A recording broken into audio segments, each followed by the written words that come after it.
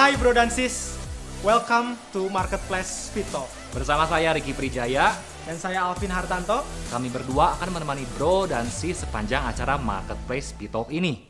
So, mungkin kalian pada bertanya-tanya, apa itu Marketplace Pitalk? Simpelnya, kami bakal ngobrol-ngobrol seputar dunia marketplace dengan cara yang singkat, jelas, dan helpful. Selain itu, topik yang kami bahas bukan topik-topik yang mainstream. Kami percaya apa yang kami bahas boleh helpful bagi bro dan sis yang menontonnya. Ya, di setiap episodenya, kami akan mengundang para pelaku marketplace yang sudah terbukti hebat. Jadi kita nggak akan banyak bahas teori. Yang kita bahas adalah seputar kehebatannya masing-masing. Karena kami tahu, setiap orang unik dan punya kelebihan masing-masing. Oleh karena itu sangat bijaksana kalau kita bisa belajar dari banyak orang.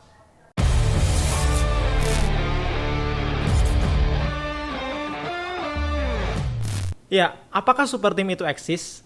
Siapa sih super team dalam sebuah perusahaan itu? What does it take to be the super team?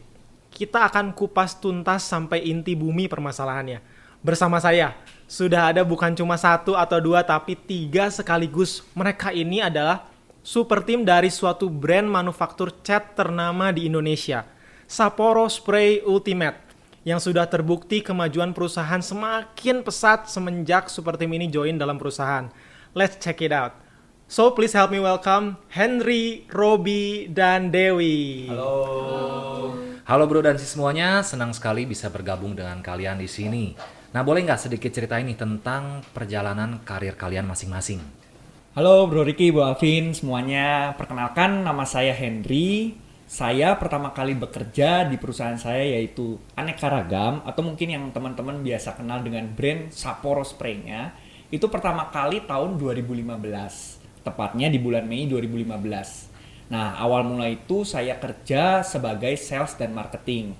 Seiring berjalannya waktu, saya dipercaya untuk membantu bidang lainnya. Contohnya administrasi, membangun online marketing juga, dan lain sebagainya. Tahun 2018, saya dipindah ke Semarang untuk membangun cabang Semarang. Sampai sekarang, tahun 2020, saya menjadi kepala cabang Sapporo Spray Semarang yang membawahi 16 karyawan. Jadi, total kerja di Sapporo 5 tahun lebih. Halo semua, nama saya Robi. Kalau berbicara tentang pengalaman, dulu sebelum saya kerja di Sapporo, saya pernah mendirikan usaha kecil di bidang jasa pengecatan, dan juga saya sambil jual cat semprot online, karena kan dulu belum terlalu banyak ya yang jual cat semprot secara online. Nah, setelah beberapa tahun saya jalani, akhirnya saya memutuskan untuk bekerja, dan pada saat bersamaan saya mendapat info bahwa Sapporo sedang mencari karyawan, dan saya nggak pikir panjang, saya langsung daftar. Saya sangat bersyukur pada bulan April tahun 2018 saya diterima di perusahaan Sapporo. Nah, awal karir saya di Sapporo, saya waktu itu ditempatkan sebagai multimedia, yang dimana pekerjaan saya adalah memfoto produk, membantu pembuatan konten di Instagram, membantu pembuatan konten di YouTube. Dan setelah beberapa bulan saya bekerja di perusahaan Sapporo, saya difokuskan untuk mengerjakan atau membuat konten di YouTube Aneka Ragam. Dan saya sangat bersyukur konten-konten yang kami buat banyak banget yang suka gitu.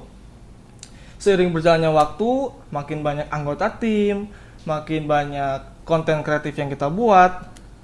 Akhirnya saya diangkat sebagai koordinator multimedia dan juga painter. Hingga saat ini saya memiliki 6 anggota tim, yang dimana 4 anggota tim multimedia dan 2 anggota tim painter. Halo semua, perkenalkan nama saya Dewi Kusniawati. Pertama kali ikut gabung Sapporo Spray itu pada tahun 2018.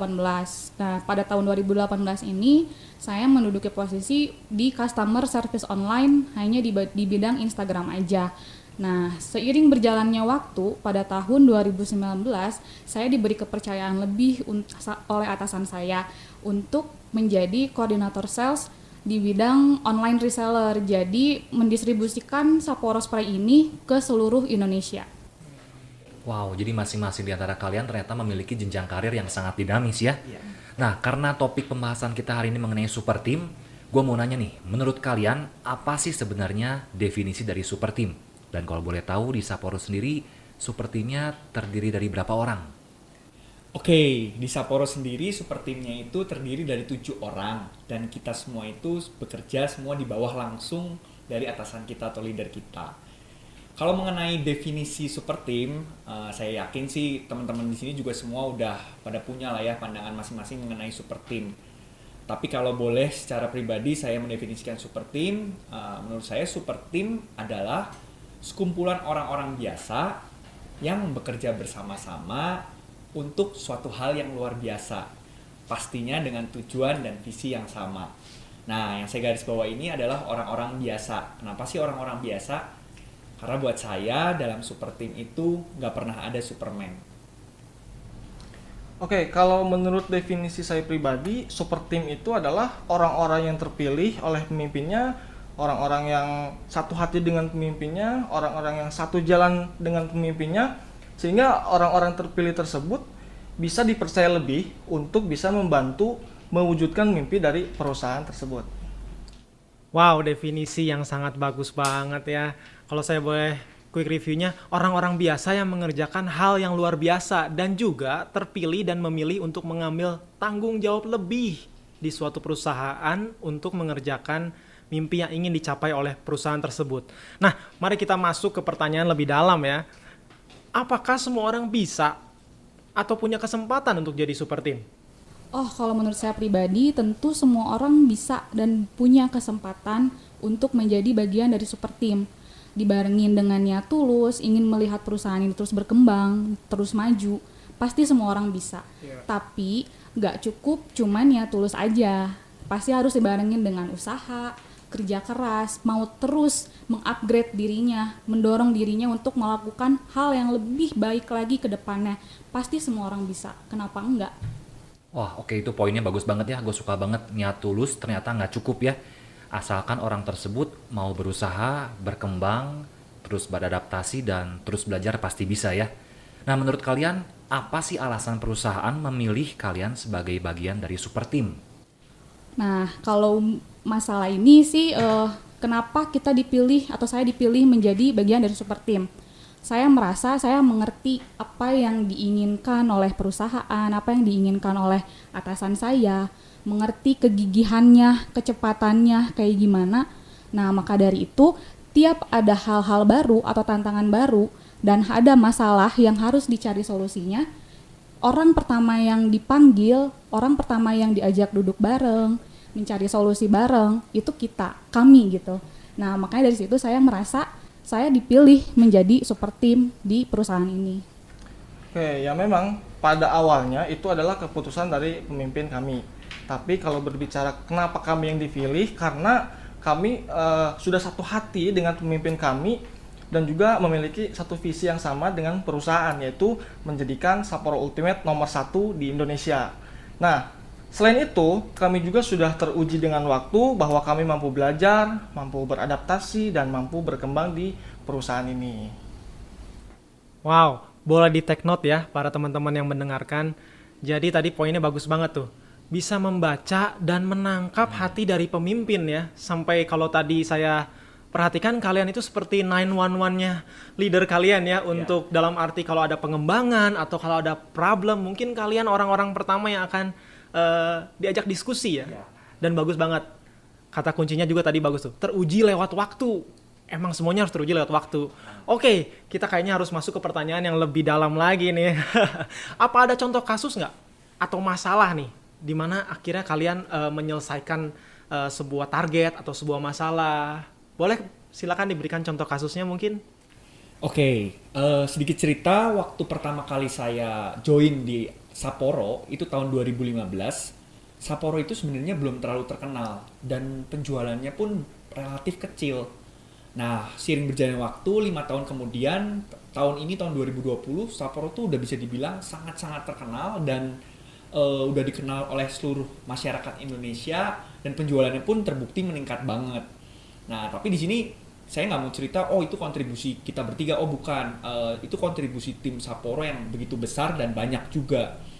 Nah, tapi kalau boleh saya cerita dikit tentang kontribusi kecil saya. waktu saya bekerja udah 2 tahun di Sapporo, saya tuh ngerasain ada kerjaan saya itu stuck. Kerjaan itu stuck, terus nggak tahu mau ngapain. Mungkin teman-teman juga pasti pernah kali yang udah bekerja ngerasa stuck, bingung mau ngapain. Nah, itu juga saya melihat penjualan Sapporo kok kayaknya juga stuck. Mungkin ada perkembangan tapi perkembangannya kecil. Nah, karena saya waktu itu sudah menjadi super team dan saya memberanikan diri untuk ngomong ke leader saya. Mungkin sifatnya bahkan menegur leader saya.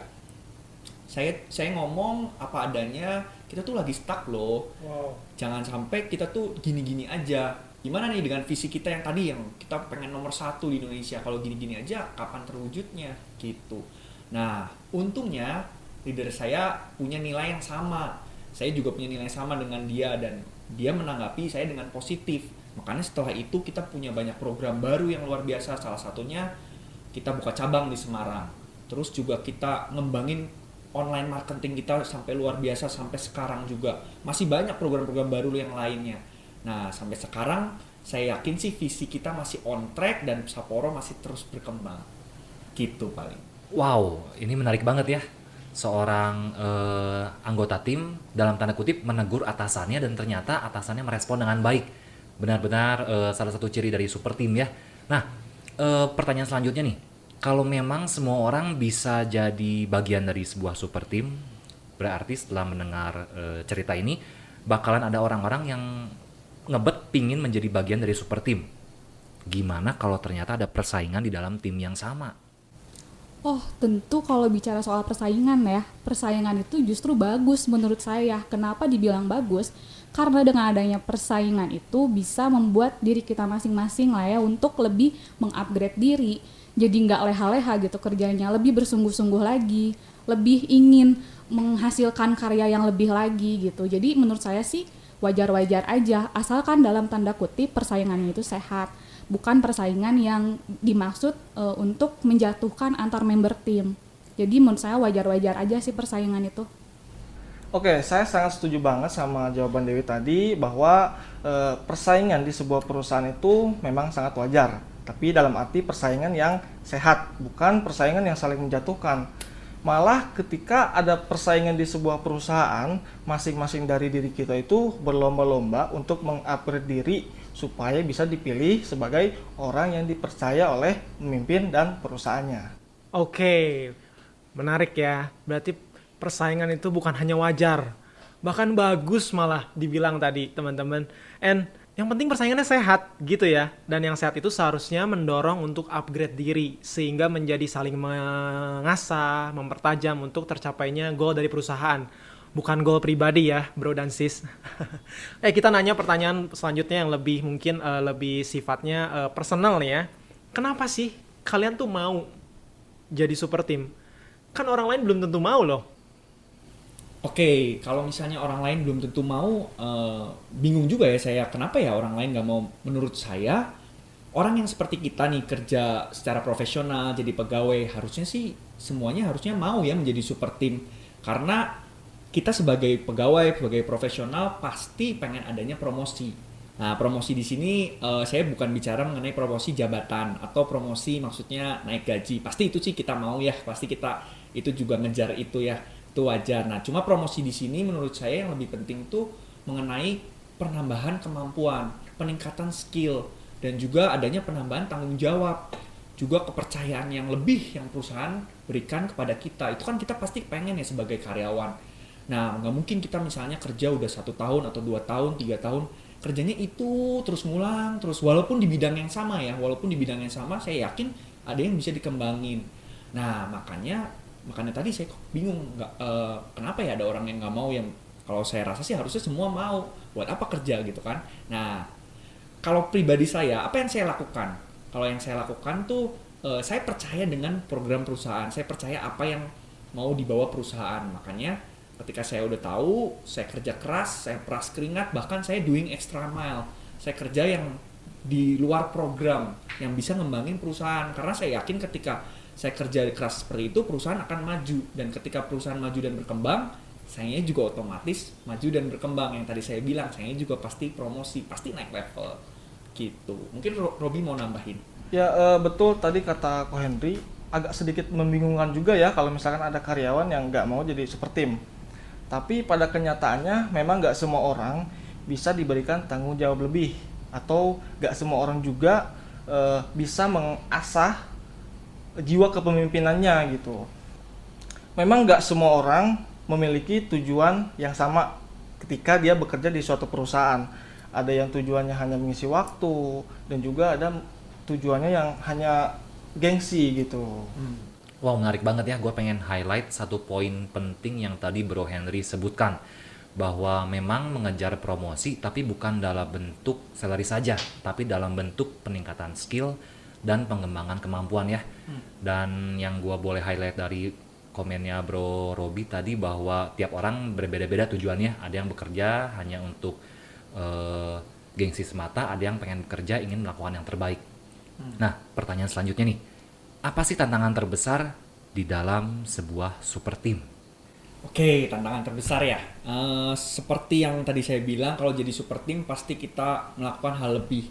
Kita juga pasti tantangannya makin banyak. Masalah yang dihadapi juga makin besar, makin banyak. Nah, kalau saya pribadi, tantangan terbesar saya itu waktu saya harus pindah dari Bandung ke Semarang tahun 2018. Nah, itu buat saya berat banget. Kenapa? Karena saya di Bandung udah nyaman banget. Saya di Bandung udah punya teman banyak, komunitas juga banyak. Sementara saya harus pindah dari Bandung ke Semarang.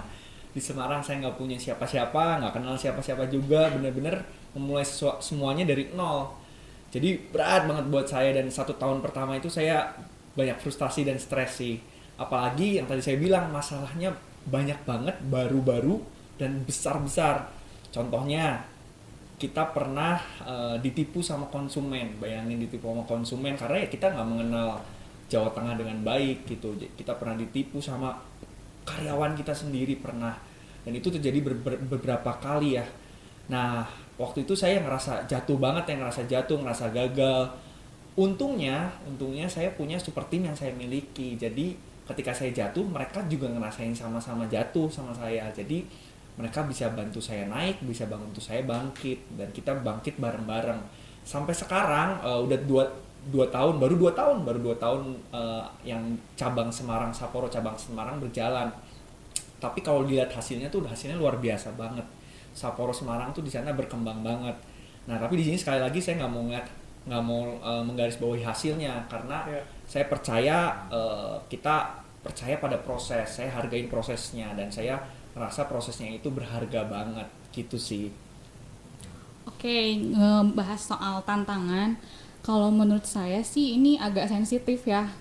Tantangan terbesar saya selama di sini menjadi super team itu ketika karyawan-karyawannya gitu, rekan-rekan kerjanya itu usianya masih di sekitar generasi Z, usianya masih di bawah 21 tahun.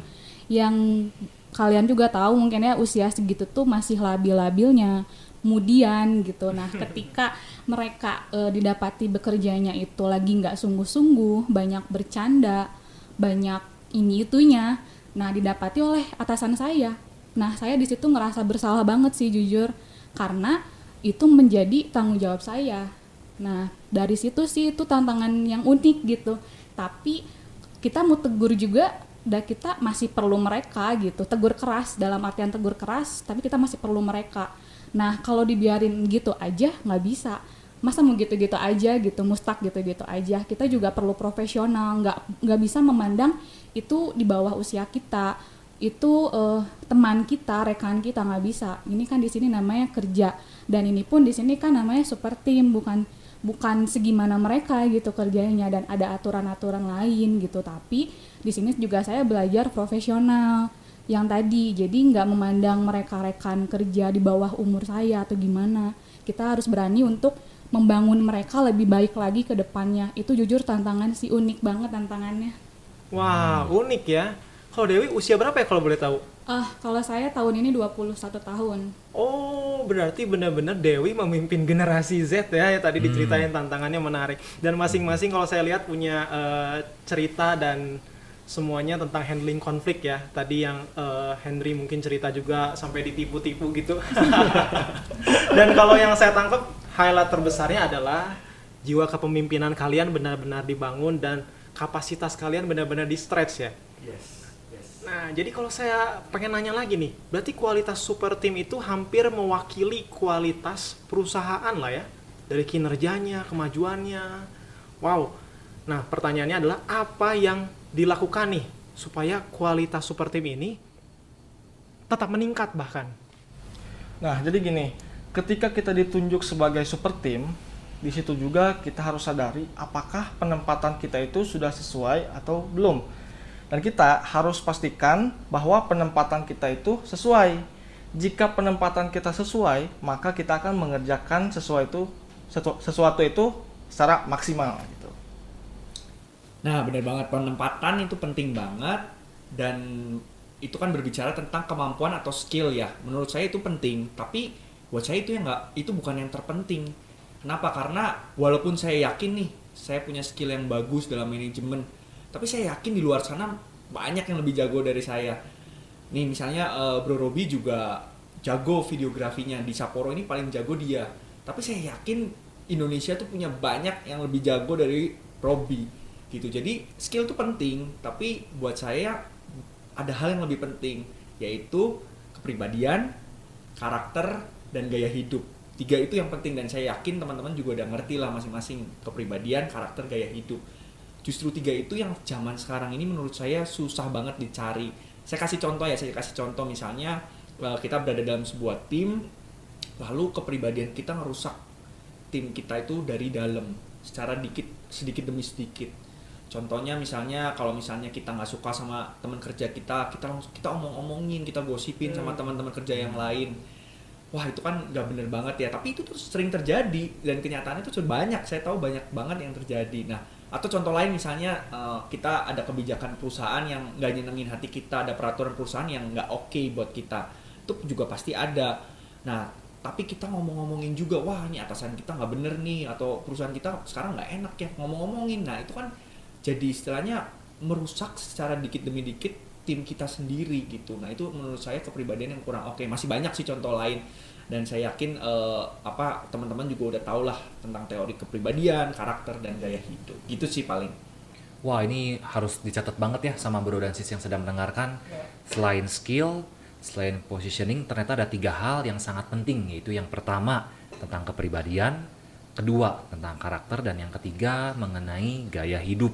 Kalau ketiga hal itu nggak ada, wah akan kesulitan untuk bisa tergabung dalam sebuah super team ya.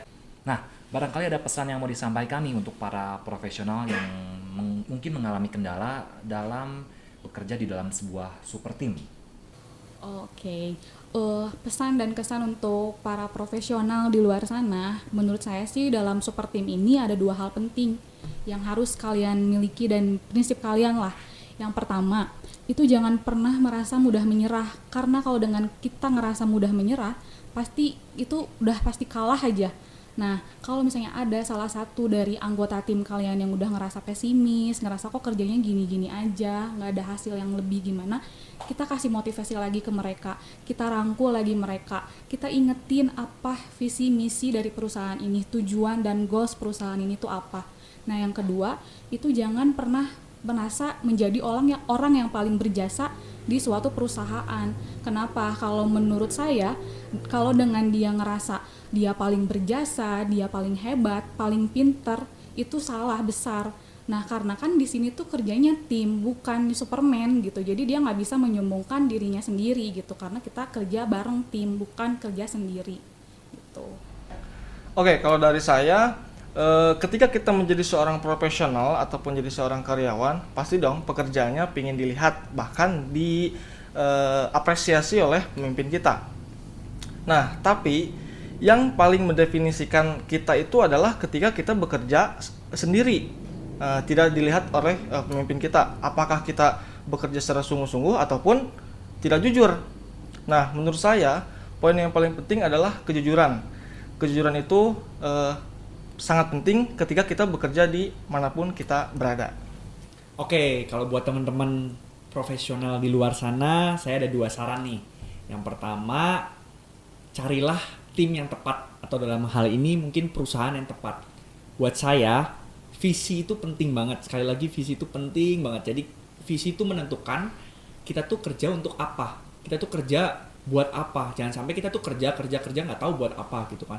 Apalagi lebih bagus lagi kalau kita punya perencanaan 1 tahun, 2 tahun, 3 tahun ke depan mau ngapain gitu. Nah, selain visi, di perusahaan juga punya nilai dan budaya. Kalau kita masuk, kita pasti tahu ada nilai dan budaya. Contoh nih, saya punya teman saya tuh kerja gajinya udah gede banget, mungkin puluhan juta ya. Nah, tapi teman saya itu nggak betah karena di perusahaan tersebut punya nilai entertain konsumen dengan cara kehidupan malam. Nah, itu dia juga lama-lama nggak betah, lama-lama dia juga merasa kok gaya hidupnya nggak bagus ya gitu. Jadi lama-lama nggak betah. Jadi penting itu, carilah perusahaan atau tim yang tepat. Yang kedua, selain itu, jadilah orang yang tepat. Kadang kan kita sering ngerasa, waduh di perusahaan ini nggak oke, perusahaan ini nggak cocok, di tim ini kok banyak orang yang nyebelin gitu. Nah, kita sering juga mungkin ada juga banyak orang yang dalam 1 tahun udah pindah kerja 2 kali, dalam 2 tahun udah pindah kerja 3 kali. Nah, jangan-jangan itu kitanya yang kurang oke. Kitanya harus renungin juga, jangan-jangan kitanya yang malah belum oke gitu. Kita misalnya berteman dengan 10 orang, terus kita cuma cocok sama 1 orang, jadi 9 orangnya nggak cocok. Wah, itu kan harus dipertanyakan ya gitu. Nah, makanya kita lihat lagi, kita cek lagi diri kita, kepribadian kita, kayak tadi yang saya bilang, kepribadian, karakter, gaya hidup kita, apa masih ada yang jelek, masih ada yang salah. Saya yakin kalau misalnya masih ada yang jelek, masih ada yang salah, asal kita sadari, kita mau perbaiki, saya yakin bisa. Nah, di sini kita ngasih saran, itu bukan berarti kita juga lebih jago dari teman-teman. Saya yakin juga di luar sana banyak lah yang lebih jago dari kita. Di sini kita ngasih saran, mungkin ya kita punya hati aja biar teman-teman semua yang mendengar ini, kita yakin kita bisa termotivasi, bisa juga berkembang dalam pekerjaannya masing-masing. Paling gitu aja. Oke, Dewi bilang tadi jangan menyerah. Karena kalau mudah menyerah artinya kalah. Jangan merasa paling berjasa ya. Karena kita itu super team dan bukan Superman. Terus tadi bagus banget, Robi juga bilang, bekerja di luar pengawasan leader ketika matanya nggak mandang Robi itu penting ya. Jadi itu nilai kejujuran ya bro dan sis. Lalu tadi Henry juga bilang bagus banget. Harus cari budaya perusahaan yang tepat. Nilai perusahaan yang tepat yang sesuai dengan kita. Dan yang tadi lagi, jadilah orang yang tepat. Jangan sampai kita nggak bisa evaluasi diri kalau ternyata kita bukan orang yang tepat. Gitu bro dan sis. Oke, semua pembicaraan kita tadi sangat luar biasa, dan kalau saya boleh kasih kesimpulan, super team di setiap perusahaan pasti ada. Dan orang-orang ini adalah 911-nya dari owner atau dari leader dari sebuah perusahaan. Dan super team ini pasti adalah orang yang bisa menangkap visi dan hati dari pemimpin, menangkap dengan cepat visi dan hati dari perusahaan arahnya kemana.